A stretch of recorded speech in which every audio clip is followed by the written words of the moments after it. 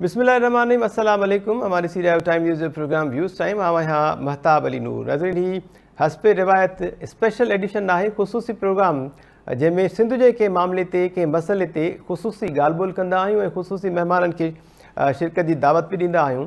अॼु जेको मामिलो आहे, जेको टॉपिक आहे, उन ते ॻाल्हि ॿोल करण जी कोशिशि कंदासीं ऐं जेके पैनलिस्ट आहिनि, ओपिनियन मेकर दानिश्वर असां सां गॾु, उन्हनि खां बि राय वठण जी कोशिशि कंदासीं त मसइले कि हुकूमत कीअं टैकल करे, इन जो हल छा हुजणु खपे। मौसमियाती तब्दीली जेका आहे उहा तमामु घणी वधंदी पई वञे ऐं ख़ासि तौर ते इन जो शिकार पाकिस्तान ऐं उन जा पाड़ेसरी मुल्क जेके आहिनि उहे तमामु घणो थी रहिया आहिनि। गुज़िरियल साल जी आयल ॿोॾि जी तबाहकारी बाबति तव्हांखे ख़बर हूंदी, 1.25 करोड़ खां वधीक माण्हू बेघर थिया हुआ, 1000 खां वधीक माण्हू मुख़्तलिफ़ इलाइक़नि में फ़ौत थिया हुआ, घर त केतिरा ई किरी पिया हुआ, पर हुकूमत वटि प्रॉपर डेटाबेस न हुजण करे अंग अखर जेके आहिनि उहे प्रॉपर न अची सघिया हुआ। बिलावल भुट्टो ज़रदारी साहब, पाकिस्तान पीपल्स पार्टी जा चेयरमैन, परॾेही वज़ीर, उन्हनि शिंघाई ताउन तंज़ीम में बि माहौलियाती तब्दीलियुनि ऐं उन्हनि जी तबाहियुनि ते ॻाल्हि ॿोल कई। उन्हनि जो चवणो त गॾियल वर्किंग ग्रुप जोड़ियो वञे। असां जेके आहियूं तमामु घणो तबाही खे मुंहुं ॾियूं पिया। कीअं लॻंदो जीअं भारत मां हर 7 माण्हू जेको आहे उहो इन तबाही जे वर चढ़ियल हुजे, मुतासिर हुजे। उन कुझु मिसाल बि पेश कया। सिंध में जेका तबाही आई हुई, उन खां पोइ हिकु भेरो ॿीहर गॾियल क़ौमुनि पारां ग्लोबल वार्मिंग जे हवाले सां हिकिड़ी वार्निंग जारी कई वई। कुझु ॾींहं पहिरियां इहो चइबो त मामूल खां वधीक बरसातूं जेके आहिनि उहे पइजी सघनि थियूं ऐं सिंध जेको आहे उन्हनि इलाइक़नि मां हिकु आहे जिते मामूल खां वधीक कुझु बरसातूं पवंदियूं। वरी 2 ॾींहंनि खां पोइ मसलन 2 ॾींहं पहिरियां जो ज़िक्र कयूं त गॾियल क़ौमुनि पारां हिकु भेरो ॿीहर हिकिड़ी वार्निंग जारी कई वई, जंहिंमें चइबो आहे त ग्लोबल वार्मिंग जेका आहे उहा ईंदड़ कुझु महीननि में तमामु घणी वधी वेंदी। गर्मी पद जेको आहे उन में तेज़ीअ सां ऐं रिकॉर्ड वाध थींदी, इन जो बि ज़ाहिरी ॻाल्हि आहे असरु पवंदो। कुझु ॾींहं पहिरियां सूबाई वज़ीर जेके माहौलियात जा आहिनि, कोस्टल डेवलपमेंट जा, इस्माइल राव साहब, उन्हनि हिकु इजलास जी सदारत कई। उन इजलास खे हिन नालो ॾिनो लिविंग इंडस इनिशिएटिव। इन इजलास में गॾियल क़ौमुनि जे सहकार सां हलंदड़ कुझु 25 मनसूबा आहिनि, उन्हनि जो बि ज़िक्र कयो वियो ऐं तबाहियुनि खे मुंहुं ॾियण जे हवाले सां कुझु प्लैनिंग बि कई वई। वफ़ाक़ी सेक्रेटरी बि इन में शिरकत कई ऐं कुझु वफ़ाक़ी इदारनि जे मेंबर्स बि इन इजलास में शिरकत कई। असां कोशिशि कयूं पिया ऐं डन त कयो आहे इस्माइल राव साहब त हू जेके आहिनि जॉइन कंदा प्रोग्राम में। उन सां गॾोगॾु सरदार सरफराज साहब बि असां सां गॾु आहिनि अॼोके प्रोग्राम में। चीफ मेट्रोलॉजिस्ट आहिनि सिंध जा, मौसमियात जे हवाले सां उन्हनि वटि काफ़ी इंफॉर्मेशन आहे। नसीर मेमन साहब आहिनि, डेवलपमेंट सेक्टर में उन्हनि जो तमामु घणो कमु कयल आहे।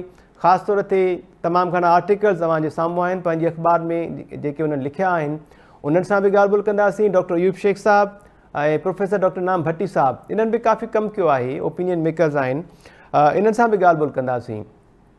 नसीर मेमन साहब, thank you so much sir, welcome चऊं पिया अव्हांखे। प्रोफेसर डॉक्टर नाम भट्टी साहब अव्हांखे वेलकम चऊं पिया। डॉक्टर अयूब शेख साहब अव्हांखे वेलकम चऊं पिया।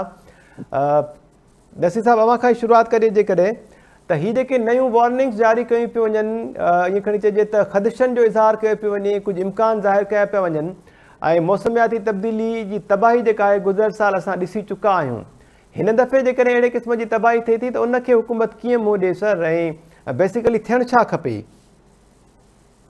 महताब, महिरबानी। मुंहिंजी सजेशन इहा आहे त सरदार सरफराज साहब असांखे जॉइन कयो आहे। जेकर उन्हनि खां रिसेंट जेको रीजनल आउटलुक आयो आहे वेदर जो, उहो ॿुधी वठूं ऐं उसके बाद अगर हम कमेंट करेंगे। अभी बड़ी खूबसूरत मुस्कुराहट उनके चेहरे पे सजी हुई है, मुझे लगता है मौसम अच्छा होना है इस साल। तो पहले अगर सरदार सरफराज से सुन लें ऐं पोइ असां उन खां कुझु सुवाल बि पुछूं ऐं पोइ असां कमेंट कयूं त मुनासिब थिए। ठीक है sir, thank you so much sir. Sardar Sarfaraz साहब, वेलकम करते हैं आपको शो में सर, बहुत शुक्रिया आपने ज्वाइन किया। सरदार साहब माइक अनम्यूट कीजिएगा प्लीज सर।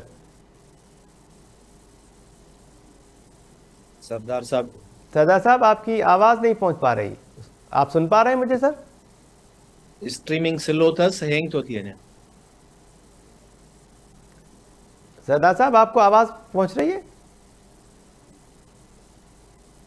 नसीर साहब, जैसे ही सरदार साहब सां राब्तो थे, अवां वटि कुछ इंफॉर्मेशन आए तो शेयर कयो प्लीज सर।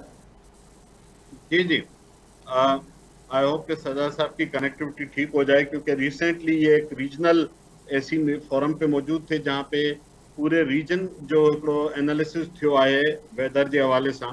अञा इहो प्रीमेच्योर हूंदो आहे ज़ाहिर, हिनखे अञा तव्हां आउटलुक चवंदा हो, फोरकास्ट न चइबो आहे। जी सर। तो उहो हिन हद ताईं ॿुधाए थो त एरिया जेका आहे उहा एलनिनो इफेक्ट में आहे ऐं नॉर्मली इन सिचुएशन में टेम्परेचर हिन एरिया में ओशनिक टेम्परेचर वधंदो आहे ऐं बारिशूं घटि थींदियूं आहिनि। टेंडेंसी इहा आहे, ट्रैक रिकॉर्ड इहो आहे। ऐं मूं रिसेंटली सरदार साहिब खां हिकिड़े ॿिए फोरम ते ॾिठो पियो, हुन नक्शा पे कंपेयर कया रीजनल वेदर आउटलुक जा पुठिएं साल जा ऐं हिन साल जा, त पुठिएं साल काफ़ी वाज़े इन जा इशारा मौजूदु हुआ त हिन एरिया जे अंदरि मौसम वेट वेदर रहंदी ऐं वधीक बारिशूं पवंदियूं, ऐं उहो थियो। पर हिन साल अञा ताईं जेका हुन जा इशारा आहिनि उहे इन क़िस्म जा आहिनि त शायदि मामूल खां पाण घटि, ख़ासि तौर ते पाकिस्तान जी ॾाखिणी पटीअ में चयो थो वञे, जंहिंमें सिंध बलोचिस्तान अचनि था, त शायदि मामूल खां घटि मींहं पवंदा। हाणे इहो त हिकिड़ो अञा मूं अर्ज़ु कयो त हीअ अञा शुरूआती तजियो आहे मौसम जो। मौसम तमामु तेज़ी सां बदिलजनि थियूं, टेक्नोलॉजी कुझु शयुनि खे टाइमली कैप्चर कंदी आहे, किन खे वरी जंहिं ॾींहं वेझा ईंदा शायदि अञा महीनो खनि ॿियो लॻंदो त हिन जो वेदर आउटलुक अञा बहितर वधीक सम्झाए सघंदा असांखे मौसमियात वारा। पर जेकर टेम्परेचर वधे थो ऐं फर्ज़ करियो त उतरनि इलाइक़नि में वधंदो हुजे, इहो सरदार साहिब खां असांखे सम्झणो पवंदो, त पोइ छा इन सूरत में वधीक ग्लेशियर्स ॻरंदा, रिझंदा, ऐं उन सां छा दरियाई बोर जो रिस्क पैदा थी सघे थो? इहा शइ मां सम्झणु चाहींदुसि सरदार साहिब खां, जंहिं वक़्तु उहो ऑनलाइन थींदा। जेसि ताईं तयारीअ जो सुवालु आहे त मुंहिंजो ख़्यालु आहे त ॾिसो, तयारी हमेशह बदतरीन हालतुनि लाइ थींदी आहे। हिकिड़ी अंग्रेजीअ में मशहूरु चवणी आहे त नोआ was building the arc when it was not raining. त नूह नबी ॿेड़ी तॾहिं पे ठाही जॾहिं अञा मींहुं शुरू न थियो। इहो बुनियादी उसूल आहे। असां वटि हिकिड़ो मसइलो आहे त आफ़त ईंदी आहे, आफ़त तबाही कंदी आहे, माण्हू मरंदा आहिनि, इलाइक़ा ॿुॾंदा आहिनि, ऐं तंहिंखां पोइ ॻाल्हि थींदी आहे त हाणे छा करिणो आहे। दुनिया सॼीअ में जेका हाणे मौसमियाती तब्दीलियुनि खे मोहजण जा जेके तरीक़ा मञिया था वञनि, त में अहम तरीक़ो इहो आहे त तव्हांजी अॻुवाट तयारी, प्रिपेयर्डनेस, कंटीजेंसी प्लानिंग, इहा आहे शइ जेका हाणे सॼी दुनिया जो फोकस आहे। छो त दुनिया सम्झे थी त मौसमूं कंट्रोल में न आहिनि, मौसमुनि जूं अॻकथियूं बि तव्हांखे डाज ॾेई सघनि थियूं। तंहिं करे जेसि ताईं तव्हांखे मौसम जे बारे में सफ़ा पकी ख़बर पए त हिन साल मौसम जो बिहेवियर छा हूंदो, तेसि ताईं तव्हांखे तयारी ख़राब तरीन सूरत हाल लाइ करणी पवंदी आहे। वर्स्ट सिचुएशन प्रिपरेशन थींदी आहे, हमेशह इहो उसूल आहे डिज़ास्टर प्रिपेयर्डनेस जो। ऐं हीउ जेको हर साल कॉन्टीजेंसी प्लान जंहिंखे चवंदा आहिनि, जेको सूबाई हुकूमतूं ठाहींदियूं आहिनि ऐं वफ़ाक़ी NDMA ठाहींदो आहे, इन जो मक़सदु इहो हूंदो आहे त तव्हां पुठियनि सालनि में जेके बदतरीन ॿोलियुनि जूं सूरत हाल हुई उनखे बुनियादु बनायो ऐं चओ त असां इन खां बि वधीक ख़राब सूरत हाल खे हाणे मोहजण लाइ तयारु आहियूं। उसूल इहो आहे। ऐं पोइ उन में तव्हां मदद वठंदा आहियो मुख़्तलिफ़ इदारनि जी। कॉन्टीजेंसी प्लान वॾो डॉक्यूमेंट हूंदो आहे, मां 2-3 भेरा हुनजी प्रिपरेशन जो हिसो बि रहियो आहियां। त उहो थोरो रस्मी कार्रवाई में हलियो वियो हो। हाणे पुठियां साल ॿोध आई आहे त शायदि थोरी सम्झ हुनजी पैदा थिए वधीक ऐं हुन ते सीरियस कमु थिए। ऐं हुन में मुंहिंजो ख़्यालु आहे त जेको मौसमियात जो खातो आहे, उन जूं जेके अॻकथियूं आहिनि, जेका मालूमात सरदार अयाज़ या हुननि जो इस्लामाबाद जो इदारो इहो जेको पहुचाईंदो, उहा ॾाढी इंपॉर्टेंट हूंदी त अॻियां कंटीजेंसी प्लान कड़ो ठहणु घुरिजे। पर मां सरदार साहब की इजाज़त से एक बात करूंगा, जो कि यही मौसमियात के बास हैं, लेकिन मौसम के हवाले से आपको ये जहन में रखना चाहिए कि आप आज जो भी फोरकास्ट कर रहे हैं वो हो सकता है कि उस की सूरत हाल उससे बदतर साबित हो, तो तैयारी भी बदतरीन सूरत हाल के लिए करनी चाहिए। शुक्रिया। बिल्कुल ठीक है। सरदार साहब, आप सुन पा रहे हैं सर? जी जी, मैं आपको सुन रहा हूँ। लैंडलाइन से भी आपकी तरफ से कॉल आ रही है, पता नहीं किसी बिल्कुल सर, बिल्कुल सर। हमने सोचा जूम पे आपकी वीडियो ले लेते हैं, लैंडलाइन से आपको कॉल करके, ताकि आपकी आवाज़ तो सुन सके ना सर। नहीं नहीं, इससे भी आवाज़ सही आएगी, मैंने लैपटॉप से कनेक्ट किया है। ठीक है सरदार साहब, आ रही है आपको आवाज़? बिल्कुल आ रही है आवाज़ सर। क्या पेश रफ्त हो रही है, क्या अपडेट्स हैं आपके साथ, और क्या एडवाइजरी जारी की गई है मेट डिपार्टमेंट की जानिब से? क्या होने जा रहा है सर आइंदा कुछ दिनों में, कुछ महीनों के अंदर? मॉनसून के हवाले से भी बताइएगा।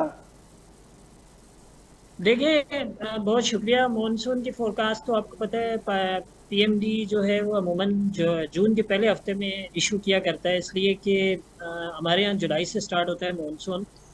और लेकिन एक रीजनल फोरम होता है, south Asian climate outlook forum, उसमें इंडिया, पाकिस्तान, बांग्लादेश, नेपाल और ये सब ममालिक, म्यांमार और श्रीलंका, मालदीव, ये सभी शामिल होते हैं। तो इत्तेफाक से पिछले दिनों ही 27 से 29 अप्रैल तक हमारा वो मीटिंग रही फोरम की। उसमें मैं ही शरीक था PMD की तरफ से, एक दूसरे साथी के साथ।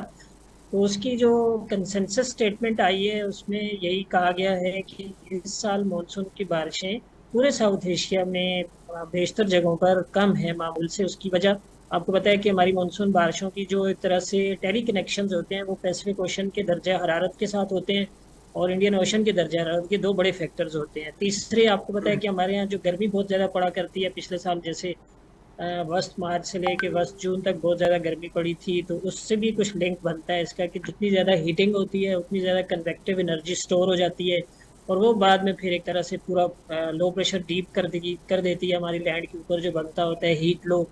तो वो हीट लो ज़्यादा मॉइस्चर पुल करता है अपनी तरफ, तो इस तरह से ज़्यादा बारिशें पिछले साल हुई थी। इस साल पैसिफिक ओशन यानी बैरल की दर्जा हरारत मामूल के मुताबिक है इस वक्त। जो 3 साल से मामूल से कम चल रहे थे उस फिनोमेना को लानीना कहा जाता है। तो अब आगे की प्रिडिक्शन ये है, जितने भी ग्लोबल मॉडल्स हैं वो प्रिडिक्ट कर रहे हैं कि अप्रैल से ऑनवर्ड या ज़्यादा से ज़्यादा मई से इससे मई से और फिर जून से ऑनवर्ड जो है उसके दर्जा हरारत बैरल के बढ़ जाएंगे, मामूल से ज़्यादा हो जाएंगे, यानी 1 से 2 डिग्री ऊपर चले जाएंगे ये उसमें जुलाई के आखिर में या अगस्त में। तो इस फिनोमेना को अल नीनो हम कहते हैं। जी अब जब जब अल नीनो रहा है पैसिफिक ओशन में, तो उन सालों में पिछले 60-70 साल का डेटा जो डिजिटाइज डेटा हमारे पास वो यही बताता है कि उन सालों में पाकिस्तान में मामूल से कम बारिशें रही हैं मानसून की। इसलिए आने वाला मानसून जो है ना वो बहुत इस तरह का इंशाल्लाह, जैसा कि हमने खुदा न खास्ता लास्ट ईयर देखा उस तरह की सूरत हाल नहीं होगी, क्योंकि वो पिछले 3 साल से कम दर्जा हरारत लानीना ये कंडीशन प्रिवेल कर रही थी। और पिछले साल आपने देखा था कि मार्च से लेकर वस्त जून तक पूरे 3 महीने तकरीबन बहुत ज़्यादा गर्मी पड़ी थी। कुछ फिगर्स में आपको अगर टाइम हो आपके पास तो कोट कर सकता हूँ कि मार्च के टेम्परेचर पाकिस्तान के 4.3 डिग्री ज़्यादा थे मामूल से। इसी तरह से अप्रैल के भी 4 डिग्री से ऊपर ज़्यादा थे, मई का भी कोई 2 से 2.5 डिग्री के दरमियान ऊपर था। और इस साल मार्च का 1.1 है मेरे ख्याल में, इतना वार्म रहा है मार्च हमारा, जो कि इतनी कुछ ज़्यादा नहीं है as compare to last year. और फिर अप्रैल तो अभी आज ही हमने उसकी मंथली समरी एक तरह से फाइनल की है, तो उसमें ये चीज़ सामने आई कि अप्रैल तो कूलर रहा है पाकिस्तान भर में। उसकी वजह आप जानते हैं कि जो मगरबी हवाओं के सिलसिले के नतीजे में बारिशें होती रही हैं, यालाबारी, ये सब वेस्टर्न डिस्टर्बेंस की वजह से तो अप्रैल कूलर रहा है। और इसी तरह से मई भी बेटर देन नॉर्मल, यानी मई में मामूल से ज़्यादा बारिशें हैं, वही due to western disturbance approach. तो उनकी वजह से मई में भी बहुत ज़्यादा गर्मी पड़ने का गो कि मई के वस्त में पड़ेगी तो गर्मी से ही अब हीट वेव कंडीशन सिंध खासकर सेंट्रल और अपर सिंध में डेवलप हो जाएंगी आगे। लेकिन ये जो फैक्टर्स हैं यानी बैरल के दर्जा हरारत, फिर इंडियन ओशन के दर्जा हरारत और हमारे यहाँ इस साल कम गर्मी पड़ना, ये सब एक तरह से इंडिकेट करते हैं कि आने वाला मानसून खासकर सदरन पाकिस्तान में, उसमें सिंध और बलूचिस्तान दोनों शामिल है, यहाँ पर मामूल से कम बारिशें मुतवक्की हैं और नॉर्दर्न एरियाज़ में किसी किसी जगह पर मामूल के मुताबिक और किसी जगह पर मामूल से कुछ ज़्यादा हो सकती है। तो ये है लेटेस्ट सूरत हाल। अब जून का महीना भी पिछले साल आपको याद होगा कि बस जून से ऑनवर्ड जो प्री मानसून बारिशें होती हैं वो बड़ी ज़ोर की शुरू हो गई थी पूरे उससे बस जून के बाद ही। लेकिन इस साल जून की प्रिडिक्शन ये है कि वो ड्रायर देन नॉर्मल या ड्रायर देन एवरेज रहेगा, यानी कम बारिशें होंगी जून में। मई में अलबत्ता ये जो वेव चल रही है अगले 2 दिन मजीद चलेगी नॉर्दर्न एरियाज में और फिर सबसाइड कर जाएगी। फिर आगे हफ्ता 10 दिन तक ड्राई कंडीशन है, हो सकता है कि एक हल्की सी वेव मई के आखिर में चली जाए, आ जाए अप्रोच पाकिस्तान पे करे। तो इसलिए मई का ओवरऑल यानी मामूल से थोड़ी सी ज़्यादा बारिशें। अप्रैल भी इत्तेफाक से बहुत ज़्यादा बारिशें अप्रैल में रही तो हैं, लेकिन जब हमने एवरेज उसकी देखी तो वो 12% मामूल से वो ज़्यादा रही है अप्रैल की बारिशें। इसी तरह से मई में भी कुछ ज़्यादा, लेकिन जून जो है वो ड्रायर है। और फिर आगे जुलाई से लेके सितंबर के आखिर तक प्रिडिक्शन फिलहाल असेसमेंट जो इनिशियल असेसमेंट है वो यही है जी कि इस साल मामूल से कम बारिशें। ठीक है, इस साल मामूल से कम बारिशें होगी, खतरात कुछ कम है। नसीर साहब कुछ पूछना चाहें? दो हवा सरदार साहब से मैं एक सवाल पूछूंगा नसीर साहब के बाद। जी बिल्कुल डॉक्टर साहब। साहब आपने जो मौसम का तज्जिया बताया है इस साल, उसमें ये तो नजर आता है कि बारिशें कम होंगी, लेकिन साथ में आप इंडिकेट करें कि शायद टेम्परेचर राइज हो। तो क्या नॉर्दर्न एरियाज में इसकी वजह से ग्लेशियर मेल्टिंग से रिवर फ्लोज हाई हो सकते हैं एज अगेंस्ट रेन फ्लड्स? क्या वो रिस्क बढ़ जाएगा? जी वो रिस्क रहेगा अपनी जगह पर, इसलिए कि देखिए जब ड्रायर कंडीशंस होती है ना तो इसका मतलब है कि लेस अमाउंट ऑफ क्लाउड्स और लेस प्रेसिपिटेशन, तो निस्बतन ड्राई कंडीशंस होती हैं तो उसमें टेम्परेचर बढ़ने का है। और उसमें आपकी नज़र से अगर वो गुजरी हो तो सेस्काफ की जो रिपोर्ट है उसमें वही मिनिमम और मैक्सिमम टेम्परेचर मामूल से कुछ ज़्यादा एक्सपेक्टेड है। लेकिन ये देखना होगा कि वो कितने ज़्यादा होते हैं। यानी आपने पिछले साल का अगर आपको याद हो ना, तो मार्च से ऑनवर्ड ही जैसे मैंने जिक्र किया कि 4 से 5 डिग्री तक नॉर्मल से या मामूल के दर्जा हरारत से बढ़ चुके थे टेम्परेचर्स। तो इस साल लकीली दोनों महीने निस्बतन पुरसकून गुजरे हैं, मार्च भी और अप्रैल। तो अब देखिए मई किस तरह से बिहेव करता है। और मई का भी अभी मतलब शुरू के 8-10 दिन तो ठीक ही गुजरे हैं, इसमें कोई बहुत ज़्यादा गर्मी नहीं पड़ी। लेकिन वो चीज़ अपनी जगह रहेगी। अब ये देखना है कि उस मेल्टिंग के नतीजे में कितना मतलब ग्लेशियर्स किस हद तक मेल्ट होते हैं और पानी नीचे कितना आता है, ये देखना पड़ेगा। जी जी डॉक्टर अयूब शेख साहब सर। साहब को सलाम अलैकुम, आपको वेलकम करते हैं इस पैनल में। आप हमेशा बहुत ही खराब खबरों के लिए चुने गए हैं। बहुत शुक्रिया सर। मेरा एक सवाल ये है कि हमारे एक साइंटिस्ट होते थे मिस्टर एम.एच. पावर, उसने एक ज़ख़ीम मकाला लिखा पाकिस्तान एंड आइस एज। तो उनका ख्याल था कि आहिस्ता आहिस्ता ये पूरा इलाका जो है वो आइस एज की तरफ बढ़ता जाएगा, और हमारे जो अखलाक हैं वो चुनिंदा अखलाक भी ऐसे ही हैं कि आइस एज को जल्दी आने में हमारी रफ्तार बढ़ती जाएगी। ऐसा कोई मैकेनिज्म है कि आपके मौसमियात के इस पूरे महकमे में आप हुकूमतों को तजवीज़ करें कि अपने ममलकत पाकिस्तान को क्या क्या और जी इस वतन अजीज को किस तरह बचाया जाए और इसकी माहौलियात को किस तरह बका फराम की जाए, और हमारे यहाँ कौन से ऐसे प्रोटोकॉल और रवैये होने चाहिए जो तब्दील होने चाहिए।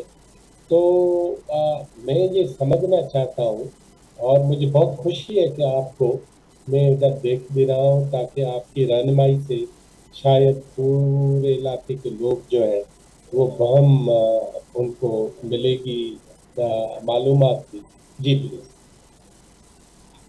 जी बहुत शुक्रिया डॉक्टर अयूब शेख साहब। एक दफ़ा फिर आपसे जैसे कहते हैं ना आमना सामना हो रहा है। तो माशाल्लाह आप वही काटदार अल्फाज हैं आपके। तो देखिए जो असल में वो एक दिन पहले भी हमने एक उसमें इकट्ठे थे तो मीटिंग में डिस्कस किया था कि जो क्लाइमेट सिनेरियोज है ना फ्यूचर के, एक तरह से प्रोजेक्शंस है।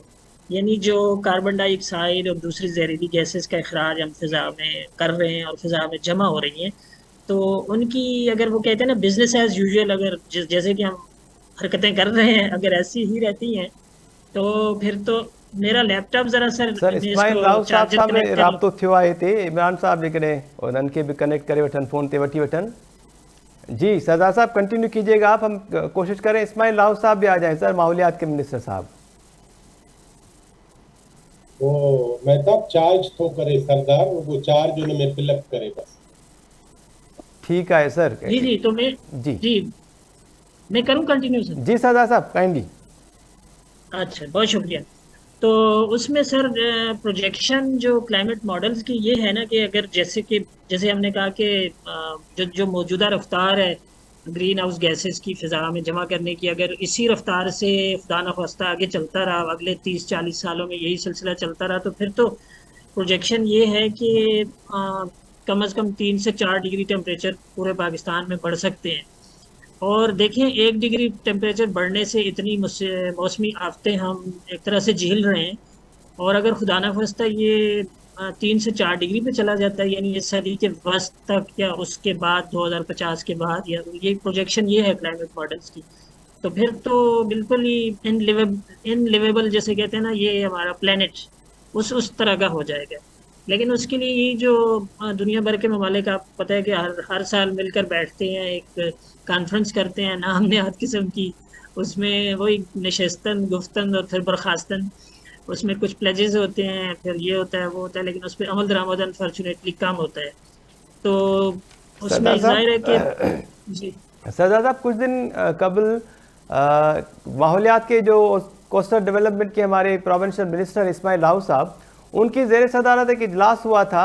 इस इजलास पे अगर हम उनसे चंद मिनट बात कर लें, उसके बाद आपको कंटिन्यू करते हैं सर। जी जी ज़रूर। Thank you so much sir. Ismail Lahu साहब असां टेलीफोन लाइन ते आहिनि। इस्माइल साहब थैंक यू सो मच, अवां जॉइन कयो, वेलकम चओ पिया अवां खे शो में सर। महिरबानी, थैंक यू। इस्माइल साहब, कुछ ॾींहं अॻु अवां ॾी ज़ेर सदारत इजलास थियो लिविंग इंडस इनिशिएटिव जे नाले सां।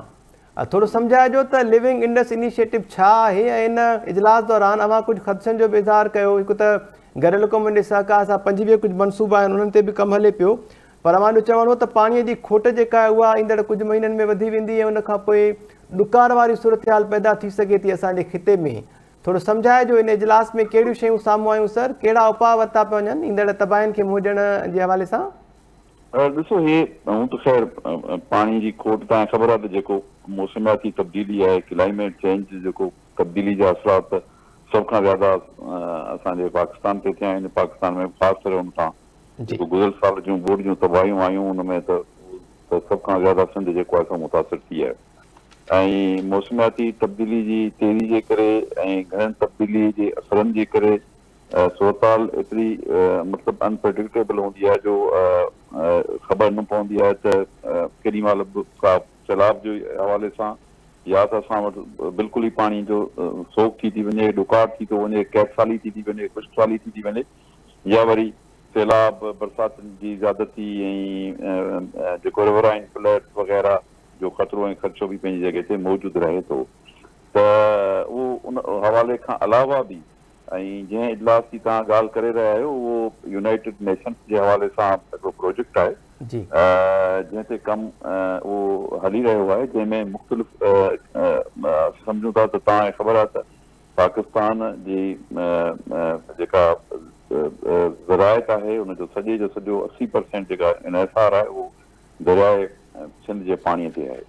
ऐं दरियाए सिंध जे पाणीअ ते जेको आहे आसे पासे उन लाइ जेको उनजी जेका हिकिड़ो माहौलियात आहे दरियाए सिंध जी जेका उनजी ओरिजिनल हैसियत आहे उहा तमामु घणो मुतासिर थी आहे। पाणी हाणे आसे पासे जे ॿाहिरां जेको अचे थो उन में केतिरनि जॻहियुनि ते इंडस्ट्रियल वेस्टेज उन में विधो थो वञे, केतिरनि ई वॾनि शहरनि जो वेस्टेज जेको आहे सो उन दरियाए सिंध में अचे थो। पाकिस्तान जा जेके वॾे में वॾा 10 शहर आहिनि उन 10 शहरनि मां सवाइ कोयटा जे बाक़ी जेके 9 शहर आहिनि से तक़रीबन दरियाए सिंध जे 50 किलोमीटर जे जे हदुनि जे अंदरि, वधि में वधि 50 किलोमीटर जे अंदरि आहिनि। उहे तमामु वॾा शहर जेके पाकिस्तान जा 10 मां 9 शहर आहिनि। त उन खां अलावा ऐं उन में वरी जेको कंटामिनेशन जेका थिए थी, पाणी जेको ख़राबु पाणी थिए थो अची उनजो सॼे जो सॼो असरु जेको ज़्यादा मुतासिर थिए थी उन खां उहा सिंध थिए थी। त उन ते हिकिड़ो वॾो क़िस्म जो हिकिड़ो प्रोजेक्ट आहे जेको यूनाइटेड नेशन्स जे इनिशिएटिव सां जेको आहे सो सॼो थिए पियो त दरियाए सिंध जो ओरिजिनल जेका माहौलियात आहे उनजी इकोलॉजी आहे उनखे कीअं बहाल कजे, जंहिंमें हुननि तक़रीबन जेका फर्स्ट इंट्रोडक्टरी मीटिंग हुई जंहिंमें हुननि ड्राफ्ट पेश कयो उन में 25 क़िस्म जा इंटरवेंशन मुख़्तलिफ़ हुआ त कहिड़नि कहिड़नि ते उन्हनि प्रायोरिटाइज़ अञा असां न कया आहिनि। उन्हनि खे उन्हनि जूं कुझु इजलास थिया आहिनि, फेडरल गवर्नमेंट जे लेवल ते बि थिया आहिनि ऐं सूबाई सतह ते बि थिया आहिनि। सूबाई सतह ते बि मुख़्तलिफ़ लेवल्स ते उन्हनि सां असांजा इजलास थिया आहिनि त उन्हनि खे प्रायोरिटाइज़ करणु ऐं उन में अच्छा उन खां अलावा उन्हनि ते जॾहिं इंटरवेंशन जेके हुआ मनसूबा मुख़्तलिफ़ हुआ उन्हनि जे तजवीज़ कयल हुआ ऐं ज़्यादातर उहे सभु लाॻापियल आहिनि। असीं सम्झूं था त उहे उन्हनि खे एंडोर्स कयो आहे तक़रीबन न रुगो सिंध पर जेके ॿिया सूबा आहिनि जीअं KPK थी वियो या पंजाब थी वियो उन्हनि बि उन्हनि खे एंडोर्स कयो और सूबनि खे इहो प्रोजेक्ट जेको आहे सो रुगो सिंध ताईं न पर उहो तक़रीबन जितां दरियाए सिंध शुरू थिए थो हिमालय खां वठी अरबियन समूंड ताईं सॼो उन में उनजी इकोलॉजी खे कीअं बहितर कजे उन में असां सूबनि जो इहो बि ख़्यालु हो त उन में कुझु हर सूबे जूं उन में डिफरेंट तरजीहात थी सघनि थियूं, प्रायोरिटीज़ थी सघनि थियूं। त उन में असांजा कुझु अलॻि असां उन्हनि खे सजेशन ऐं प्रोपोज़ल ॾिना हुआ मुख़्तलिफ़ स्टेज ते मुख़्तलिफ़ मीटिंग्स में, जंहिंमें हिते असां सिंध में बि मुख़्तलिफ़ कमेटियूं ठाहियूं हुयूं ऐं उन्हनि कमेटियुनि जे नतीजे में कुझु असांजे कुझु एनवायरमेंट क्लाइमेट चेंज ऐं कोस्टल डेवलपमेंट जे पारां तजवीज़ूं हुयूं, कुझु फॉरेस्ट डिपार्टमेंट जे पारां तजवीज़ूं हुयूं, कुझु असांजो इरीगेशन जे पारां उन में प्रोपोज़ल्स ऐं सजेशन्स हुयूं। त उन्हनि खे असांजो इंसिस्ट कयो असां त उनखे तव्हां इनकॉर्पोरेट कयो, जेके हेसि ताईं जेको फाइनल ड्राफ्ट हो हुन में न कया विया हुआ। पर बहरहाल हाणे असांखे हुन में अश्योर कयो वियो आहे त जेके तव्हांजा प्रोपोज़ल्स हूंदा सूबनि जा उन्हनि खे बि उन्हनि में इनकॉर्पोरेट कयो वेंदो। त इंशाल्लाह उनमें आहे तमामु वॾो प्रोजेक्ट आहे ऐं उनमें तमामु घणो ज़ाहिर आहे फाइनेंस जो बि सॼो मसइलो थींदो उनमें, पर उहो यूनाइटेड नेशंस जे तावन सां असां मुख़्तलिफ़ डोनर्स जे मदद सां असांजी कोशिशि आहे त उहो थी वञे त उहो दरियाए सिंध जे सर्वाइवल ऐं जे लाइ ऐं उहो ज़रूरी आहे ऐं सम्झंदा त उहो तमामु घणो। इस्माइल लाल साहब, सिंध हुकूमत जा अहिड़ा वज़ीर आहियो जेके ख़ामोशीअ सां ॾाढो जामे तरीक़े सां कमु कयो पिया, हिनखे एप्रिशिएट कयूं पिया। हीउ जेको इजलास थियो हुयो वक़्ताइतो कंडक्ट कयो, इन इजलास में सिंध जे माहौलियाती सिहत जी बहालीअ जे लाइ कार्रवाई करण जो बि फ़ैसिलो कयो वियो। थोरो अपडेट कंदो, मैंडेट छा आहे माहौलियात वारे खाते वटि, कोस्टल डेवलपमेंट वारे खाते वटि, कार्रवाई किथां खां शुरू थींदी? ॿ शयूं ॾिसो, हू हिकिड़े अलॻि डिफरेंट प्रोजेक्ट आहे बिल्कुलु ई, जेको असांजो इंडस्ट्री हवाले सां इनिशिएटिव आहे उहो हिकिड़ो अलॻि आहे सॼो मनसूबो। ऐं उन खां अलावा बि नेचुरल ॻाल्हि आहे त ऐं उनजो माहौलियात सां ई कंसर्न पए थो, असरु अंदाज़ थिए थो। ऐं असांजे माहौलियात में असांजो जेके इवन तव्हांखे ख़बर आहे त गैस एमिशन्स असांजो तक़रीबन जेके एनवायरमेंट में क्लाइमेट चेंज जे हवाले सां असांजो लेस देन 1% आहे ऐं कंट्रीब्यूशन हुनजो। ऐं पर असीं जेको मुतासिर थियूं था त हाणे असांजो त कोई 7 जे 400 500 600 मिलियंस में असीं पैदा कयूं था, पर जेके मुल्क बिलियंस में पैदा कनि था तक़रीबन, ऐं असां उन्हनि जे विच में सराउंडेड आहियूं।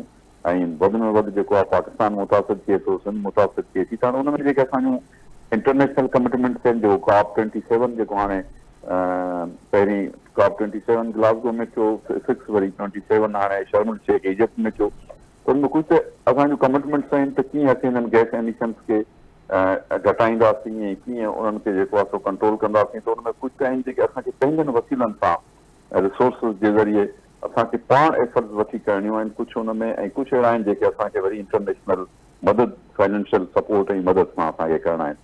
त उनमें ज़ाहिर आहे मुख़्तलिफ़ शयूं आहिनि। उनमें असांजो एग्रीकल्चर जो तमामु घणो वॾो किरदारु थिए थो, उनमें लाइफ स्टॉक जो थिए थो, उनमें उन खां अलावा जेका असांजी पंहिंजो शहरनि जी इंडस्ट्रियल वेस्टेज आहे, उनमें ट्रैफिक जो जेको पोल्यूशन थिए थो ऐं उनजो बि उनमें अमल दख़ल थिए थो। त मुख़्तलिफ़ स्टेट्स आहिनि जेके असां कोशिशि कयूं पिया। ऐं ज़ाहिर आहे असांजो डिपार्टमेंट त हिकिड़ो उनमें प्रैक्टिकली त असांखे वरी जेके ॿिया असांजा कंसर्न डिपार्टमेंट हूंदा आहिनि, 12-13 लाइन डिपार्टमेंट आहिनि, जिन जे ज़रिए असीं उनमें उन्हनि खे अमल कराईंदा आहियूं या कोशिशि कंदा आहियूं त उन ते जेको आहे सो उनखे अमल बरामद थिए। त उहो असांजी कोशिशि आहे त कहिड़े तरीक़े सां कीअं, ज़ाहिर आहे हिकिड़ो तमामु वॾो पंहिंजो टास्क आहे। इंटरनेशनल आहे, ज़ाहिर आहे जेका माहौलियात क्लाइमेट चेंज ऐं मौसमियाती जेका तब्दीली आहे उहा कंहिं हिकु सूबे हिकु मुल्क जी एफर्ट सां ऐं कोशिशुनि सां त उनमें उनजा के नतीजा हासिल करे वठजनि उहो त कोन थींदो। पर जेसिताईं तमामु मुल्क, ख़ासि करे जेके इंडस्ट्रियल प्रोड्यूसर्स आहिनि, जेके वॾा वॾा सनइती मुल्क आहिनि,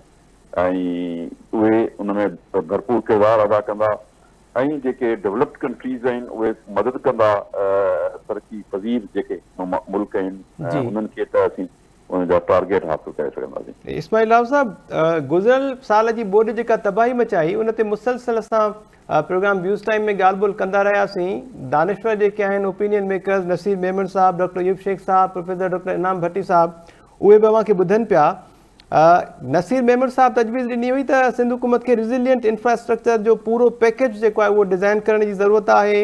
इनाम भट्टी साहब जो ख़्यालु हो त सिंध हुकूमत वटि का रिथाबंदी न आहे त मुतासिरनि खे बहाल कीअं कजे, इहा बि असांखे हिकिड़ो खोट जेका आहे उहा नज़र आई इदारनि जे विच में। ऐं डॉक्टर अयूब शेख साहब जो वरी चवणो त सिंध में सरकार मौजूदु ई न आहे, असां वटि तबाही खे बि कमाई जो ज़रियो बणायो वेंदो आहे। कुझु ॿिया ख़दशा बि हुआ। तव्हां बहसियत वज़ीर ऐं हिकु एक्टिव वज़ीर जे इन्हनि मामलनि खे बि ॾिसो पिया सर, ऐं कोऑर्डिनेशन जो जेको खोट हुई ॿिन्ही हवालनि सां, मिटिगेशन जे हवाले सां ऐं एडेप्टेशन जे हवाले सां, ॿिन्ही हवालनि सां, ऐं ख़ासि करे ज़्यादातर जेको आहे सो एडेप्टेशन जे हवाले सां असांजी कोशिशि आहे त असीं जेके आहिनि उनमें कोशिशि कयूंसीं पंहिंजे लेखे त असां उनमें कुझु फ़ैसिला बि कया आहिनि, कुझु इक़दाम बि कया आहिनि। जेतिरे क़दुरु तव्हांजो फ्लड जे मुतासिरीन जो तहलीक आहे त उनमें यकीनन तमामु वॾो हिकिड़ो टास्क आहे, ऐं जेको असां बार बार अॻु में बि असां इहो चवंदा आया आहियूं, सिंध हुकूमत उन ख़दशनि जो इज़हार बि कंदी आई आहे त इहो एॾो वॾो टास्क आहे जंहिंखे असीं पंहिंजनि सिंध हुकूमत पंहिंजे वसीलनि सां उनखे जेको आहे सो पूरो नथी करे सघे, ऐं उनखे जेके मुतासिरीन आहिनि उनजी मुकमल बहाली, मुकमल रिहेबिलिटेशन ऐं मुकमल उन्हनि खे पंहिंजो पेरनि ते बीहारणु जेको आहे उहो असांजे लाइ नामुमकिन आहे। पर तव्हांखे ख़बर आहे त हुन में पंहिंजो सिंध हुकूमत ऐं फेडरल गवर्नमेंट बि तमामु घणो भरपूर किरदारु अदा कयो। COP27 में जेको असांजो महवर रहियो सॼो जो सॼो उहो पाकिस्तान जे हवाले सां रहियो ऐं हुन में जेको डिज़ास्टर्स जे हवाले सां जेको फंड वग़ैरह हुयो उहो बि जेको आहे सो जेको काफ़ी अरसे खां पेंडिंग में हो त उहो बि हुन पाकिस्तान जे एफर्ट जे नतीजे में उहो हुनजो रिज़ल्ट आई। छा थो थी अॻियां उहा अलॻि ॻाल्हि आहे, पर हिकिड़ो स्टेप वन स्टेप फॉरवर्ड जेको आहे सो आयो। ऐं जेतिरे क़दुरु हिते जे असांजे इन्हनि जे बहाली जो तहलीक आहे त सिंध हुकूमत हाणे घरनि जे ठाहिण जो कमु जेको आहे सो यकीनन घणो आहे तमामु, पर उहो असां शुरू थी चुको आहे हुन में हाणे कमु। ऐं असां जेके उन में कणिक जे ॿिज जे हवाले सां जेको आहे पंहिंजो सिंध जे आबादगार में हिकिड़ो पैकेज ॾिनो, उन ते घणे भाङे जेको आहे सो अमल थी चुको आहे। त इन जा टे चारि उनजा हिकिड़ा हिसा आहिनि। हिकिड़ो इहो आहे त आया उन्हनि मुतासिरनि खे सपोर्ट कजे, उनखे बहाल कजे। नंबर टियों त इन्हनि आफ़तनि खां कीअं बचिजे, ऐं टियों इहो त जेकॾहिं आफ़तूं पोइ इहे ॿोॾूं अचनि या सोकूं अचनि, सुकार अचनि या जेको आहे सो खुशकसाली थिए या वरी पाणी जो इहो सैलाब अचे त उन्हनि जे जेके असरात थियनि था उन्हनि खे कीअं घटाए सघिजे ऐं उन्हनि जे पाणीअ खे जल्द में जल्द कीअं निकाल करे जेको आहे सो असीं समुंड ताईं पहुचायूं जीअं उनजे असरातनि खे घटाइजे। त उन ते काफ़ी असांजो मुख़्तलिफ़ डिपार्टमेंट्स आहिनि। इरीगेशन डिपार्टमेंट आहे, जीअं असांजो फ़र्ज़ु करियो एडबोडी जे हवाले सां आहे त असांजो कमु हले थो पियो उन्हनि ते त असीं उन्हनि जा जेके नेचुरल वाटर वेज आहिनि उन्हनि खे बहाल कयूं ऐं उन ते असांजो हिकिड़ो जेको आहे सो कमु बाक़ाइदे शुरू थी चुको आहे त जीअं जल्द में जल्द जेको पाणी आहे जेको रुकिजे थो ऐं उनजे रुकजण जे करे जेको आहे उहो फसलनि ते या जेके शहरनि जूं आबादियूं आहिनि, ॻोठनि जूं आबादियूं आहिनि, उन सां मुतासिर थियनि थियूं। त इन मुख़्तलिफ़ जेके उनजा एस्पेक्ट्स आहिनि, पहलू आहिनि, उन्हनि ते सिंध हुकूमत जेको आहे सो बिल्कुलु संजीदगी सां कमु बि कयो आहे ऐं करे बि रही आहे। यकीनन तमामु वॾो कमु आहे ऐं उन कम खे असीं सम्झूं था त असां हाणे मुकमल करे छॾियो आहे या उन में हाणे कंहिं कम जी ज़रूरत कोन्हे। न, तमामु घणो कमु आहे, तमामु घणो कमु करिणो आहे असांखे, पर ईअं न आहे त असां एफर्ट्स न वरितियूं आहिनि। असां सिंध हुकूमत इनखे तमामु प्रायोरिटाइज़ ते पंहिंजो सिंध हुकूमत चीफ मिनिस्टर पंहिंजो चेयरमैन बिलावल भुट्टो ज़रदारी साहिबु इन में तमामु घणो उनजो इंट्रेस्ट उनजो नेशनल लेवल ते इंटरनेशनल लेवल ते जेको उनजे क्वेश्चन ऐं एफर्ट बिलावल साहब शंघाई ताउन तंज़ीम में भी माहौलियाती तबाहियुनि जो ज़िक्र कयो सर। इस्माइल साहब काइंडली कुछ मिनट तव्हां जा खपंदा। डॉक्टर यूब शेख साहब, इनाम साहब, अवां कुछ पुछण जी। मेहताब मुंहिंजो हिकिड़ो साईं खां सुवाल हूंदो इस्माइल साहब खां, पोइ भले अयूब साहब। बिल्कुलु सर, बिल्कुलु, प्लीज़। महिरबानी इस्माइल राव साहब, मुंहिंजे ख्याल में आउं सिर्फ़ु थोरो इन जेको लिविंग इंडस इनिशिएटिव आहे उन में 3 बुनियादी नुक़्ता आहिनि जेके बायोडाइवर्सिटी, क्लाइमेट चेंज ऐं पॉल्यूशन। Recording in progress. उन में जेको असांजो बुनियादी आहे ॿिया जेके 25 नुक़्ता आहिनि उन्हनि नुक़्तनि में ॿिया नुक़्ता त खणी चइजे त पैसा थींदा ख़र्च उन में इलाही महांगो आहे ऐं 11 खां 17 बिलियन डॉलर्स जो हुअं ई हुननि मंसूबो तयारु कयो आहे। बिलियन डॉलर जो तक़रीबन जेके 25 इंटरवेंशन्स आहिनि त उन में हिकिड़ो जेको इंटरवेंशन आहे 11 नंबर इंटरवेंशन जेको आहे उहो आहे इंडस प्रोटेक्शन एक्ट। त Sindh government Indus Protection Act ते इनिशिएटिव कहिड़ो वरितो आहे ऐं ख़ासि करे क्लाइमेट चेंज, पॉल्यूशन ऐं बायोडाइवर्सिटी इन्हनि टिनी खां सिंधु दरिया मुतासिर थिए थो। असांजो टोटल पाणी जेको आहे इंडस जे शुरू खां वठी आख़िर ताईं पॉल्यूटेड थो थिए। बायोडाइवर्सिटी में उनजी लिविंग जेका बि पलो मच्छी हुजे या ॿुलण हुजे उनजो ख़तरे सां गॾोगॾु तव्हांजो डेल्टा आहे उहो सॼो ख़तरे में आहे। ऐं उन खां पोइ जेको क्लाइमेट चेंज आहे उहो यकीनी तौर ते इहे ई सबब आहिनि जंहिंसां उन सॼे इंडस जा फॉरेस्ट साइट्स ॿई जेके आहिनि उहे असांजा तबाह थिया पिया आहिनि। त उन ते एक्ट जेको आहे ठाहिण जे लाइ हींअर ताईं तव्हां कहिड़ो इनिशिएटिव वरितो आहे जंहिं ते को बि ख़र्च कोन्हे? मिसाल तौरु मतिलबु तव्हां जेकॾहिं हींअर खां ई कमु शुरू कंदो त जॾहिं हुन ते इम्प्लीमेंटेशन थींदी त घटि में घटि हिकिड़ो स्टेप अॻिते हूंदो। मुंहिंजो सुवाल इहो आहे सिर्फ़ु। अच्छा, हिन में हिकिड़ी ॻाल्हि त तव्हां जेका ॻाल्हि कई असीं क्लाइमेट चेंज जे हवाले सां, त क्लाइमेट चेंज जे हवाले सां असां प्रोविंशियल क्लाइमेट चेंज पॉलिसी असां अनाउंस करे चुका आहियूं, ठाहे चुका आहियूं, ॾेई चुका आहियूं असां। उनमें असां काफ़ी मतिलबु जेको ड्राफ्ट असां तयारु कयो उनमें न रुॻो असांजे पंहिंजो उनमें पहिरीं इनिशिएट फर्स्ट उहो त ज़ाहिर आहे असांजे डिपार्टमेंट पेश कयो, पर पोइ तमामु जेके बि मुख़्तलिफ़ government organisation, non government organisation या सिविल सोसाइटी उन्हनि सां असां सिटिंग्स करे, डायलॉग करे, उन्हनि खे असां ऑन बोर्ड करे मुख़्तलिफ़ सेमिनार ऐं वर्कशॉप जे ज़रिए पोइ असां फाइनल ड्राफ्ट करे, लेकिन उन में अञा बि कुझु शयूं कोई बि असांखे कुछ ग्रुप्स जे पारां या कुछ तंज़ीमुनि जे पारां सजेशन ऐं तजवीज़ूं आयूं पर उहे पिणु लेट पर बहरहाल असीं उहो हिकिड़ो जेको नेशनल क्लाइमेट चेंज पॉलिसी खे ज़ाहिर आहे नज़र में रखंदे असीं सूबाई उहा प्रोविंशियल क्लाइमेट चेंज पॉलिसी असीं ॾेई चुका आहियूं।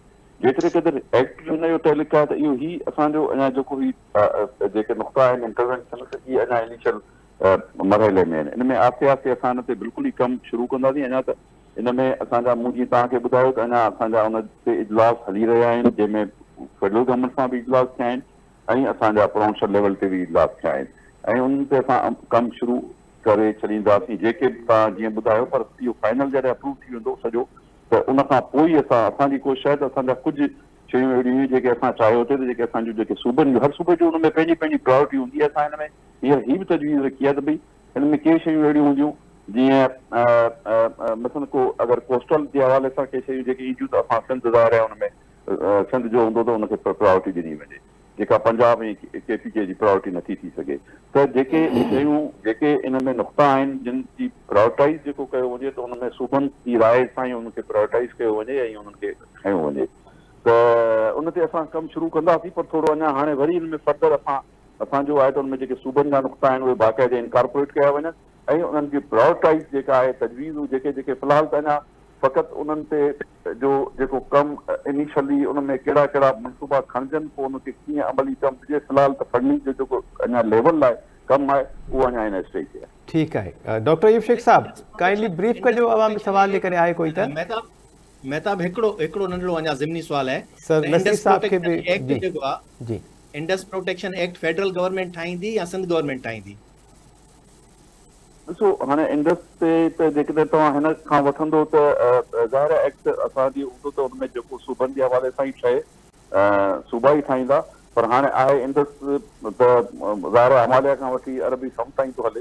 हाणे हिन में एक्ट असांजी कोशिशि हूंदी त जेको ठहण त सूबे लेवल ते खपे। ज़ाहिर असां था कयूं त असीं जेके आहियूं सभ खां वधीक जेके सिंध में जेके सिंध जेका इंडस आहे सिंध आहे त उहा सिंधू नदी जेका आहे उहा सिंध जी आहे उनजी वार घणी जेके आहिनि सिंध आहे।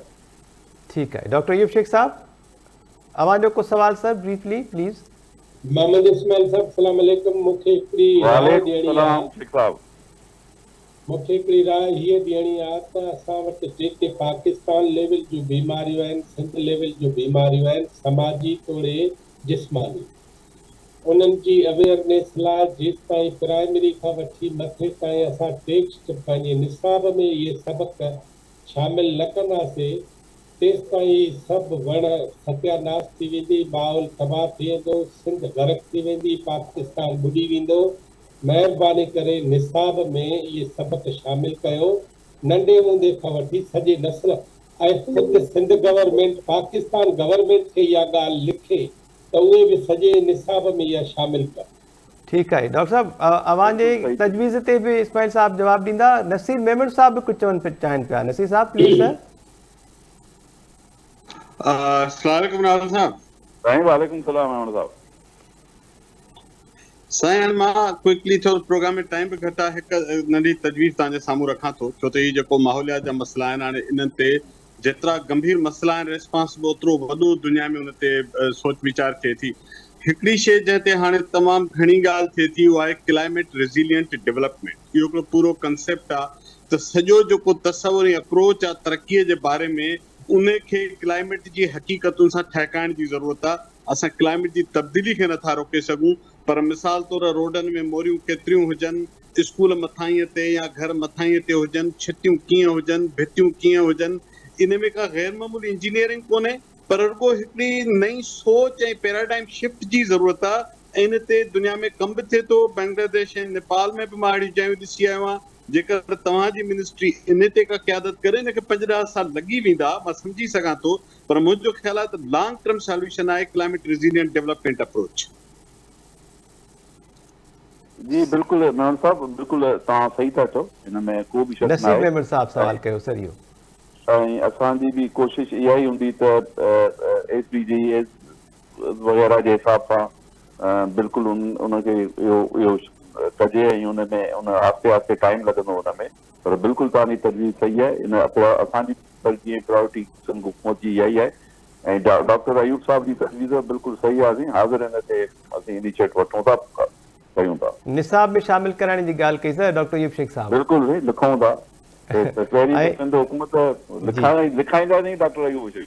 ऐं सर सिंध रिज़िलियंट इंफ्रास्ट्रक्चर जे पूरे पैकेज जी ॻाल्हि कई नसीर मेमन साहब सर। नसीर जी मदद इनाम जी मदद सां ऐं लोक ॾाप तव्हांजे घर खां वठी असां हाज़िर आहियूं। इस्माइल साहब नसीर मेमन साहब तजवीज़ यार ॾिनी त सिंध रिज़िलियंट इंफ्रास्ट्रक्चर जो पूरो पैकेज डिज़ाइन करण जी ज़रूरत बि आहे सर। इन तजवीज़ ते बिल्कुलु आहे, हिन ते कमु कयूं था। बिल्कुलु मेमन साहब जी जेका तजवीज़ आहे उहा वक़्त जी सभ खां वधीक अहम ऐं अशद ज़रूरत आहे। हिन ते असां कमु कयूं था। वॾी महिरबानी सर इस्माइल राव साहब, thank you so much sir हमारा ज्वाइन किया प्रोग्राम में।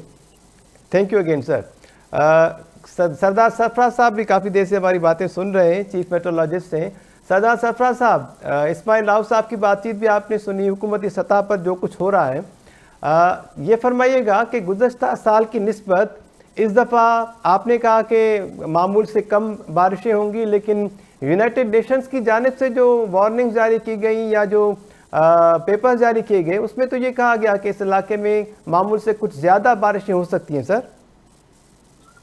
नहीं, उस रिपोर्ट में ना असल में थोड़ी सी उसको मिसअंडरस्टैंड भी किया गया है। वो यूनाइटेड कोई बाकायदा एक तो बाकायदा किसी फोरकास्टिंग कोई इदारा नहीं है जिसने इशू किया। वो FAO ने food security point of view से एक तरह से इशू किया कि अल नीनो डेवलप हो जाएगा, जैसे पैसिफिक ओशन के दर्जा हरारत मामूल से ज़्यादा हो जाएंगे तो कुछ एरियाज़ में मामूल से ज़्यादा बारिशें होती हैं ग्लोबली उन्होंने कहा, और कुछ एरियाज़ में मामूल से कम होती हैं। तो जहाँ पे कम होंगी वहाँ पे जाहिर है कि वाटर स्ट्रेस हो जाएगा और जो लोकल क्रॉप्स होंगी वो मुतासर होंगी, इसलिए वो food security point of view से वहाँ फूड सिक्योरिटी का मसला हो सकता है, यानी इनसिक्योरिटी हो सकती है।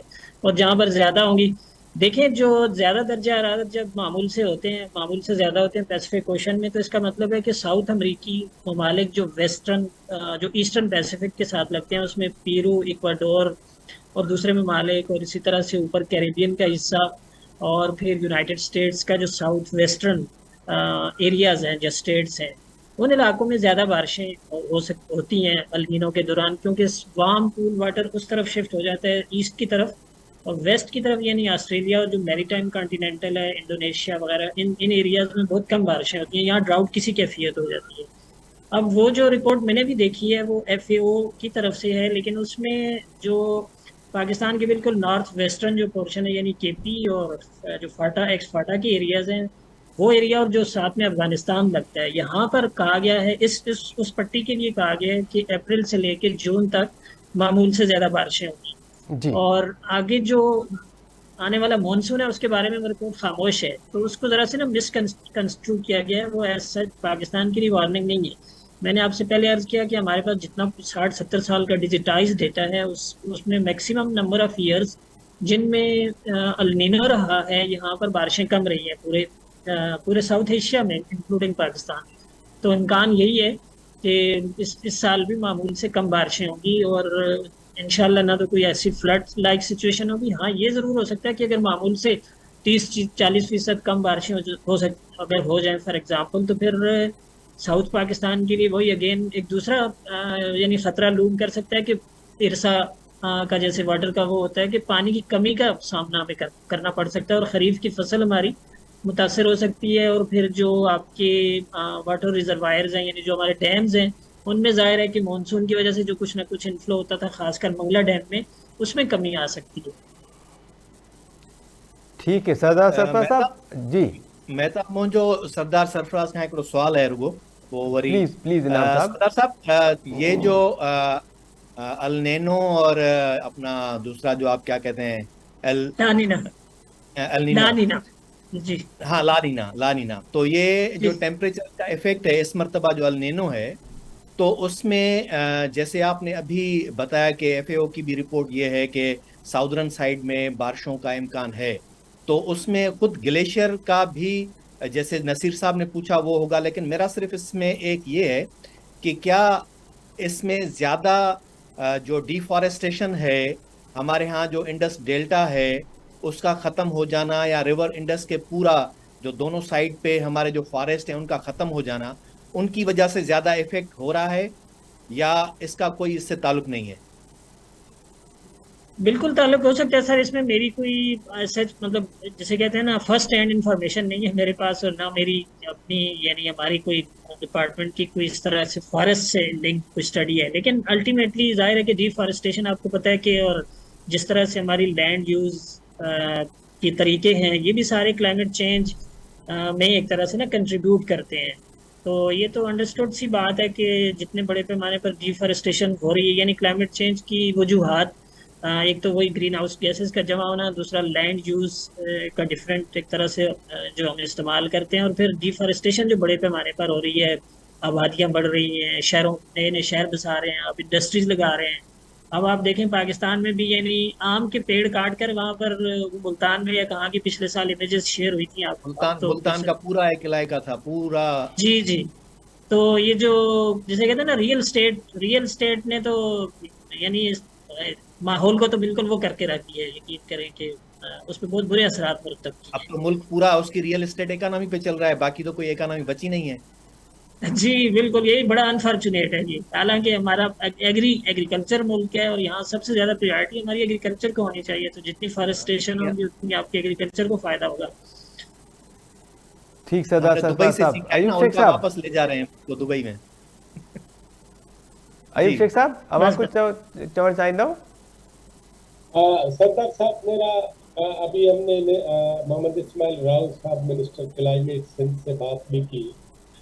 अ, अगर आप स्केल ले सीरियसनेस का, तो फेडरल और प्रोविंशियल गवर्नमेंट्स जो है वो इन तूफानों के मुकाबले में नहीं है, या सीरियस ही नहीं है। सीरियस तो खैर मैं सर क्या कह सकता हूँ, मतलब सीरियस तो है, लेकिन ये कि जितना असल में सीरियस प्रॉब्लम है ना, उतना सीरियस हमें होना पड़ेगा। यानी वही बात, जब जैसे पहले मुख्तलिफ फोरम्स पे हम कहते हैं कि ये इतना सीरियस प्रॉब्लम है कि अब इसको आप ना पार्ट टाइम जॉब नहीं है आपकी, ये फुल टाइम जॉब है। तो अब जैसे नसीर साहब ने बड़ी अच्छी बात करते हैं वो, कि आपका हर नया जो डेवलपमेंट प्रोजेक्ट है वो उसमें क्लाइमेट का एक पूरा एक पार्ट होना चाहिए। क्लाइमेट रिजिलियंट आपकी जितनी डेवलपमेंट है वो होनी चाहिए। अब आपके सामने है मिसाल के, फॉर एग्जांपल हम कराची शहर की मिसाल लें तो यहाँ वो कहते हैं कि योमिया 90 करोड़ गैलन गंदा पानी प्रोड्यूस होता है, उसमें से 1 करोड़ साफ समुद्र में जाता है, और 89 करोड़ उसमें वापस। ना गंदा पानी समुद्र में चला जाता है। जी तो जाहिर है कि ये काम तो अब हुकूमती सतह पे ही एक तरह से उसको मैनेज किया जा सकता है, टैकल किया जा सकता है। इस तरह की जो चीजें हैं उनको बहुत ड्रास्टिकली ना वो करने की जरूरत है। जैसे अपने भट्टी साहब ने बात की ना, भट्टी साहब ने फॉरेस्टेशन की, तो मतलब थ्रू आउट पाकिस्तान, ना सिर्फ और बल्कि सिंध में, और खासकर अपनी जो आपकी कोस्टल पट्टी है वहां पर, वो खुदा ना खास्ता कभी साइक्लोन आता है या सुनामी का हमें सामना करना पड़ता है, तो first line of defence mangroves होते हैं किसी भी कोस्टल एरिया में। तो उस मतलब इन सारी चीज़ों पे ज़ाहिर है कि बहुत जैसे कहते हैं ना जंगी बुनियादों पे काम करने की ज़रूरत है। मतलब पार्ट टाइम जॉब अब नहीं रहा ये। और इसमें हमने देखा कि पिछले आप 10 साल 15 साल का डेटा उठा के देख लें तो हमने कितनी आफतें यहाँ पर झेली हैं एक तरह से। बिल्कुल तो सर। वही कि हम हमारी अप्रोच बेसिकली जो है ना बस फायर फाइटिंग की जैसी होती है कि आफत आई उससे हमने निपट लिया, उसके बाद भूल जाते हैं। अब मुस्तकिल बुनियादों में ये करने की जरूरत है। सरदार सरफराज साहब, इस्माइल राव साहब की बातचीत भी आपने सुनी, जंगी बुनियादों पर काम करने के हवाले से उन्होंने जो बातें की उनसे आप मुतमईन हैं सर? देखिए मैं तो अनफॉर्चुनेटली पूरी बात जो है ना उसमें अंसारी तो उसे सिंधी पूरी में समझ नहीं सकता। ठीक ठीक सर। लेकिन जो जाहिर है उन्होंने तो अपना हुकूमती मौक़िफ़ बताया है, जो तो उसमें कुछ ना कुछ काम तो हो रहा है। लेकिन जैसे मैंने पहले अर्ज किया ना कि अ, जितना जितना जैसे कहते हैं ना ग्रेविटी ऑफ सिचुएशन है जी। उसके मुताबिक मतलब मजीद करने की जरूरत है। मजीद इसमें करने तो की कोई और शक जंगी बुनियादों पर काम करने की ज़रूरत है। बहुत अच्छी बात आपने कही है। डॉक्टर अयूब शेख साहब, अवां खां पुछूं पिया, उन खां पोइ इनाम भट्टी साहब खां लास्टली क्वेश्चन सर, त अवां मुतमईन थियऊं इस्माइल राव साहब जी ॻाल्हियुनि मां, ऐं सरदार सरफराज साहब जेके ॻाल्हियूं कयूं, जेके अपडेट्स शेयर कया आहिनि असां सां, ऐं जेके तजवीज़ हुननि ॾिनियूं सर? असल में आप और हम मीडिया के लोग हैं, लेकिन उसके अलावा सरदार साहब से हमारी बहुत बड़ी न्याजमंदी है, और इस्माइल राव उसके साथ हमारे बहुत देरीना मरासिम है। तो ये बात बहुत अच्छी कही सरदार साहब ने कि हमें संजीदा ज़्यादा होना पड़ेगा, क्योंकि मसला बहुत ज़्यादा गंभीर है। और दूसरी बात ये है कि इस्माइल राव साहब को खुद सरदार साहब ये बात सुन रहे हैं जी उनको कि जब तक हम निसाब का हिस्सा नहीं बनाएंगे ना, छोटे के छोटे बच्चे को भी मालूम होना चाहिए कि आफत आई कि आई, उसके बगैर हमारा कोई भी, हमने तो हमारे जो किसान हैं, किसानों के बच्चे हैं, मजदूर हैं, मजदूर के बच्चे हैं, वो खेत में खलिहानों में छोटी छोटी कुल्हाड़ी 3-3 इंच की वो कुत्तों के लिए और गीदड़ों के लिए फलां को हटाने के लिए अपने हाथों में उठाते हैं, और चलते चलते गीदड़ और कुत्ते और गधे नहीं मिलते तो वो दरख्तों की टहनियाँ काटते जाते हैं और खुद भी आगे बढ़ते जाते हैं। तो हमें कल्चर डेवलप करना पड़ेगा। ये बच्चों को छोटी कुल्हाड़ियाँ मत दें, हमें उनको बताना पड़ेगा कि ये एक बच्चा आप काट रहे हो, ये किसी की औलाद है जिसको काट रहे हैं। और मज़े की बात ये है कि कुदरत का ये जो ग्रीन जो औलाद है ना, सब्ज औलाद है, सरदार साहब ये तो पूरी दुनिया को के पेरेंट्स की तरह हम सबको पाल पोसता है, हमें तबाहियों से बचाता है। अभी तो हमने उसको औलाद का नाम दिया है और कल इसको हम घर से भी निकाल देंगे, लेकिन मेरा ख्याल है कि वक्त आने पे वो वालिदैन की तरह हमारे सर की शफ़क़त और छाँव बन जाता है। हम सब लोगों को ग्रीन और सब्ज़े के लिए और माहौलियात के लिए और बहुत अच्छे पाकिस्तान के लिए मिलके बड़ी ग्रीन कोशिशें इंफ्रास्ट्रक्चर करनी ते पड़ेंगी। तमाम घणो कम करने की ज़रूरत है। बिल्कुल ठीक सर। बिल्कुल बिल्कुल। डॉक्टर अयूब शेख साहब, thank you so much sir, वॾी महिरबानी अवांजी। प्रोफेसर डॉक्टर इनाम भट्टी साहब, वॾी महिरबानी अवांजी। नसीब अहमद साहब, अवांजी वॾी महिरबानी। और सरदार सरफराज अहमद साहब, आपका भी बहुत बहुत शुक्रिया सर। अच्छा लगा बहुत बहुत आपसे बातचीत करके, आपसे मालूमात हासिल करके। आइंदा भी आपको जहमत देते रहेंगे सर। थैंक यू सर, बहुत शुक्रिया अयूब शेख साहब। खुशी हुई आपको एक दफ़ा फिर ऑन स्क्रीन देखकर। फिर इंशाल्लाह फेस टू फेस मुलाकात होगी जल्दी मिलेंगे इंशाल्लाह। बहुत बहुत शुक्रिया सर। इस्माइल राव साहब ख़ुसूसी तौर ते असांखे जॉइन कयो, सूबाई वज़ीर आहिनि माहौलियात ऐं कोस्टल डेवलपमेंट खाते जा। इस्माइल राव साहब, अवांजी वॾी महिरबानी। अवां कुझु प्लानिंग जेका आहे गवर्नमेंट जी उन बाबति बि असां सां ॻाल्हि ॿोल कई। Thank you so much sir. नाज़रीन, Saturday special edition views time जो ख़ुसूसी प्रोग्राम, इन में जो असां ॻाल्हि कई माहौलियात जी तब्दीलीअ सबबि जेके तबाहियूं पैदा थियनि थियूं ऐं सिंध खे ख़ासि करे जेके ख़दशा आहिनि, सिंध जे माण्हुनि खे जेके ख़दशा आहिनि, उन्हनि ते माहिरनि जी राय शामिलु कई। दानिश्वर जेके असांजे प्रोग्राम में आहिनि उन्हनि पंहिंजी पंहिंजी राय ॾिनी ऐं मौसमियात जे हवाले सां सरदार सरफराज़ अहमद साहब कुझु सुठियूं ख़बरूं इहे ॾिनियूं त घबराइण जी ज़रूरत न आहे। हिन दफ़े मामूल खां घटि बरसातूं पवंदियूं, गर्मियूं ज़रूरु थींदियूं पर मामूल खां बरसातूं घटि पवंदियूं ऐं ॿोॾि जो को ख़दशो फ़िलहालु न आहे। इस्माइल राव साहब जेके सूबाई वज़ीर आहिनि माहौलियात खाते जा, कोस्टल डेवलपमेंट जा, उन्हनि कुझु मनसूबनि जो ज़िक्र कयो त गॾियल क़ौमुनि जे सहकार सां कुझु मनसूबा हलनि पिया ऐं ख़ासि तौर ते सिंधु दरिया जा जेके कुदरती लंघ आहिनि, सिंधु दरिया खे असुल हालत में बहाल करण जे लाइ हंगामी बुनियादनि ते हुकूमत हिकु मनसूबे ते कमु करे पई। उन्हनि जो चवणो त जेकॾहिं सिंधु दरिया खे असुल हालत में बहाल न कयो त पोइ मुल्क में ईंदड़ वक़्त में तमामु वॾो ॾुकार पैदा थींदो। तंहिंजे करे सिंध हुकूमत इन ते हंगामी बुनियादनि ते कमु करे पई। प्रोग्राम जो वक़्तु पुॼाणी ते पहुतो आहे। ईंदड़ प्रोग्राम में हाज़िर थींदासीं कंहिं नए टॉपिक सां गॾु। इजाज़त ॾींदा, अल्लाह निगहबान।